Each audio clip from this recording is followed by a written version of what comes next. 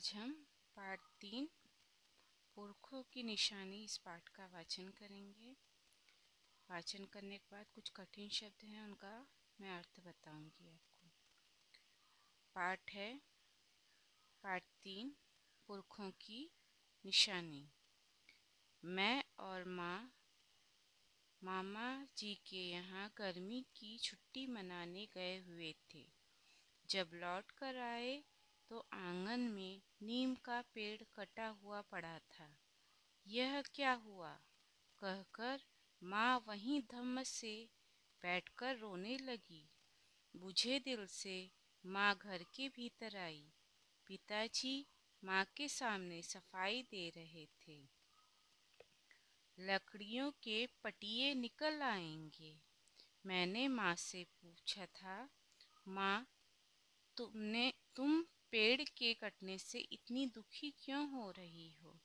माँ ने कहा, छोटी, तू जब पैदा नहीं हुई थी उसके पहले नीम के नन्हे से पौधे को मैंने आंगन में रोपा था, उसे सींचा था, तो दूसरा पौधा रोप दो माँ। मैंने धीरे से कहा, छोटी, एक पेड़ केवल एक पेड़ नहीं होता, पूरा संसार उसमें रचा बसा होता है। क्या मतलब? मैंने पूछा। छोटी, उस पेड़ पर चिड़ियों के घोंसले थे, चींटियां और चींटे रहते थे।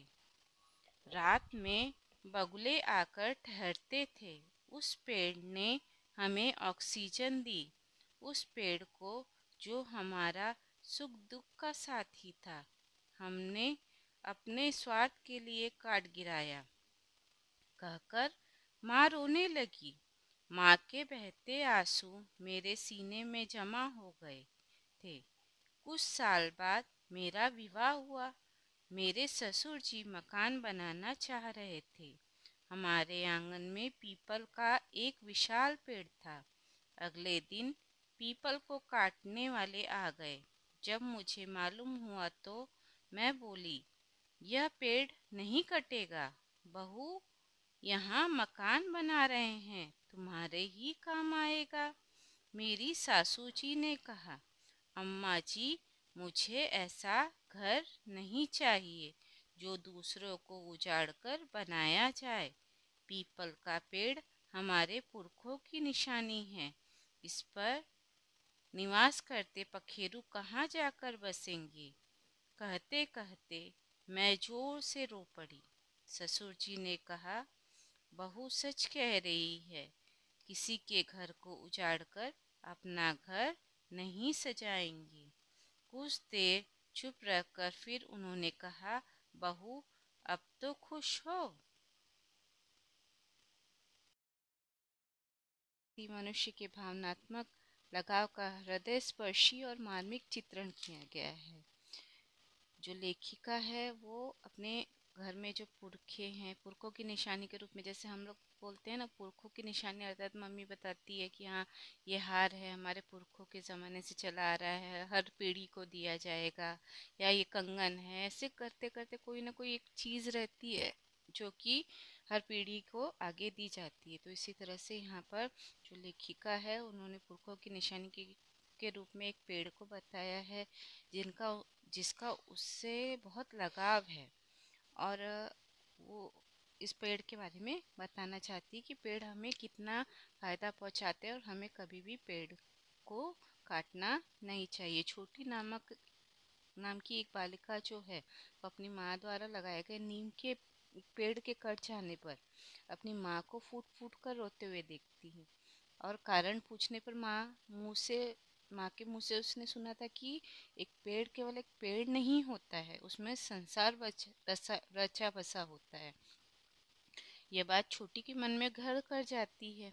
बड़ी होने पर जब वो शादी के बाद वह ससुराल जाती है तो वहाँ जब उसके आंगन का पीपल का पेड़ कटने का अवसर आता है तो वह उसे काटने नहीं देती है, और वो कहती है कि पिताजी, यहाँ पर जो पखेरु हैं, पखेरु अर्थात चिड़िया या पक्षी जो भी हैं जो इसमें रहते हैं, वो कहाँ जाएंगे। इसके पश्चात उसके जो ससुर जी होते हैं वो कहते हैं, बहू सही कह रही है, हम किसी का घर उजाड़ कर अपना घर नहीं बसाएंगे। तो बच्चों ये जो है, इससे हमें जानकारी प्राप्त होती है कि कभी भी पेड़ों को काटना नहीं चाहिए। जो पेड़ होते हैं हमारे पुरखे लगा कर जाते हैं, ताकि हमारी जो आगे आने वाली पीढ़ी है उन्हें इसका स्वाद मिल सके, इनके फलों का स्वाद मिल सके और उनके लिए काम आए। बच्चों इसमें कुछ कठिन शब्द हैं जिनके बारे में आपको बताना चाहती हूँ। जैसे धम्म, धम्म अर्थात धम्म से हम जोर से बैठ जाते हैं ना, तो धम्म की आवाज़ आती है। बुझे अर्थात होता है उदास दिल से। पटिया अर्थात लकड़ी का जो चौकर लंबा टुकड़ा होता है उसे पटिया कहते हैं। आपने घर में देखा होगा ना, लकड़ी का टुकड़ा काट के रखा जाता है तो उसे पटिया कहते हैं। आंगन अर्थात घर के अंदर का चौक। गांव में जब बड़ा घर है तो साइड साइड में छोटे छोटे कमरे बनाए जाते हैं और बीच में आंगन बनाया जाता है। रचना बसना अर्थात समावेश होना। रोपना, पेड़ रोपना अर्थात पेड़ लगाना। स्वार्थ अर्थात अपने लाभ या हित के लिए। विशाल अर्थात बहुत बड़ा। पुरखे अर्थात बाप दादा के जो बाप दादा या पूर्वज, जो हमारे पुराने जमाने के लोग होते हैं ना, कहते हैं पूर्वज। पखेरु अर्थात पक्षी या चिड़िया। बसना अर्थात निवास करना। अब इसमें कुछ मुहावरे आए हैं जिनके बारे में बताऊंगी। सफाई देना अर्थात निर्दोष होने का तर्क देना। जैसे हम लोग बताते हैं ना कि हमने ये गलती नहीं की है, इस तरह से। तो आजकल जो अपराधी होते हैं वो भी अपनी सफाई देने से नहीं चूकते हैं। सीने में जमा होना अर्थात घर कर जाना, मतलब हम लोग उसको अंदर जमा कर लेते हैं, हम उसको बैठा लेते हैं अपने दिल में। सीने में जमा होना। बचपन में पड़ोसी ने जो स्नेह भाव दिखाया था वह आज भी हमारे सीने में जमा हो गया है। तो बच्चों यहाँ पर मैंने आपको कठिन शब्दों के अर्थ बताए और कुछ मुहावरों के अर्थ बताए हैं। और इसके बाद प्रश्नोत्तर जो है वो आप अपनी कॉपी में ढूंढ कर लिखेंगे।